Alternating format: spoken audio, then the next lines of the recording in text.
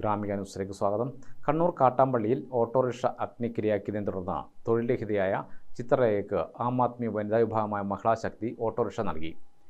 തുടർച്ചയായി ചില സംഘങ്ങൾ ചിത്രലേഖയുടെ വീട് ആക്രമിക്കുകയും ഓട്ടോറിക്ഷ അഗ്നിക്കിരയാക്കുകയും ചെയ്യുന്ന സാഹചര്യത്തിലാണ് AAP പ്രവർത്തകർ കൈത്താങ്ങായി എത്തിയത്.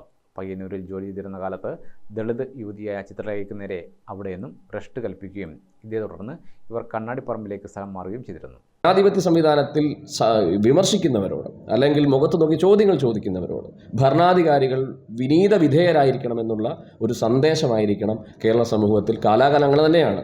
എത്രയോ നല്ല നേതാക്കന്മാർ പാർട്ടിയെ നയിച്ചിട്ടുണ്ട്, CPM നയിച്ചിട്ടുണ്ട്, എത്രയോ മനുഷ്യ സ്നേഹികൾ നയിച്ചിട്ടുണ്ട്. പക്ഷേ പാർട്ടിക്കെതിരായിട്ട് സംസാരിച്ചാൽ അല്ലെങ്കിൽ പാർട്ടിക്കെതിരായിട്ട് ചോദ്യങ്ങൾ ഉന്നയിച്ചാൽ, പാർട്ടി ചെയ്യുന്നത് ശരിയല്ല എന്ന് പറഞ്ഞാൽ അതിനെ പകയോടുകൂടി അതിനെ വേട്ടയാടുക എന്ന് പറയുന്നത് ശരിയല്ല. ആ ശരികേടിനെതിരെയുള്ള ഒരു ചൂണ്ട് പലകയായിട്ടാണ് ഞങ്ങൾ ഈ സംവിധാനത്തെ കാണുന്നത്. ആം ആദ്മി അവരുടെ ജീവിത മാർഗമായിട്ടുള്ള എന്ത് പറഞ്ഞിട്ടാണോ അവരെ ഭ്രഷ്ട് കൽപ്പിച്ചത്, എന്ത് പറഞ്ഞിട്ടാണോ അവർക്ക് ഊരുവിലക്ക് കൊടുത്തിയത്, ഓട്ടോ ഓടിക്കാൻ നീ വരണ്ട, ഈ സ്റ്റാൻഡിൽ നിന്ന് ഓട്ടോ ഓടിക്കാൻ കഴിയില്ല എന്ന് പറയുന്ന അതേ സന്ദേശം അല്ലെങ്കിൽ അത് ആ സമൂഹത്തിലൂടെ സന്ദേശത്തിനെതിരെ എതിർപ്പായി നിന്നുകൊണ്ട് അവർക്ക് വീണ്ടും ഓട്ടോറിക്ഷ ഓടിക്കാനുള്ള സാഹചര്യം ആം ആദ്മി ഒരുക്കുകയാണ്. ഞങ്ങൾ ഓട്ടോറിക്ഷ ഇന്നവർക്ക് കൊടുക്കും. പ്രാഥമികമായിട്ടുള്ള അതിൻ്റെ ചെലവുകൾ വഹിച്ചുകൊണ്ട് ഓട്ടോറിക്ഷ കൊടുക്കും. അവർ വീണ്ടും ഓട്ടോറിക്ഷ ഓടി കേരള പൊതുസമൂഹത്തിൽ ഒരു സ്ത്രീ എന്ന നിലയിൽ അവർ ജീവിതമാർഗം തേടിയിറങ്ങും.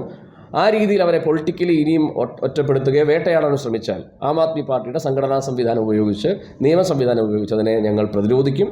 9 മാസം മുൻപാണ് കണ്ണാടിപ്പറമ്പിലെ വീട്ടുമുറ്റത്ത് നിർത്തിയിട്ട ഓട്ടോറിക്ഷ കത്തിച്ചത്. ഇതേ തുടർന്ന് ജോലി ചെയ്യാനോ കുടുംബം നോക്കാനോ കഴിയാതെ ചിത്രലേഖ തൊഴിൽ രഹിതയായി വീട്ടിലിരിക്കുന്ന സാഹചര്യത്തിലാണ് അവരെ കർമ്മരംഗത്ത് ഇറക്കുന്നതിനായി 4 ലക്ഷം രൂപ ചെലവിൽ ആം ആദ്മി സവാരി എന്ന പേരിൽ പുതിയ ബജാജ് ഓട്ടോറിക്ഷ ആപ്പ് പ്രവർത്തകർ ധനസമാഹരണം നടത്തി വാങ്ങി നൽകിയത്. കണ്ണൂർ തെക്കി ബസാർ ഗുരുഭവൻ അങ്കണത്തിൽ നടന്ന ചടങ്ങിൽ ആം ആദ്മി പാർട്ടി സംസ്ഥാന പ്രസിഡന്റ് വിനോദ് മാത്യു വിൽസൺ താക്കോൽ കൈമാറി. ചിത്രലേഖയ്ക്ക് കണ്ണൂരിൽ ജോലി ചെയ്യാനുള്ള സാഹചര്യം പാർട്ടി ഒരുക്കുമെന്ന് വിനോദ് മാത്യു വിൽസൺ പറഞ്ഞു. ആരുടെയും ഒരു വെല്ലുവിളിയും ഇനി നടക്കില്ലെന്നും ചിത്രലേഖ സ്വതന്ത്രമായി ജോലി ചെയ്ത് ജീവിക്കുമെന്നും അദ്ദേഹം പറഞ്ഞു. ഗ്രാമിക ന്യൂസ്, കണ്ണൂർ.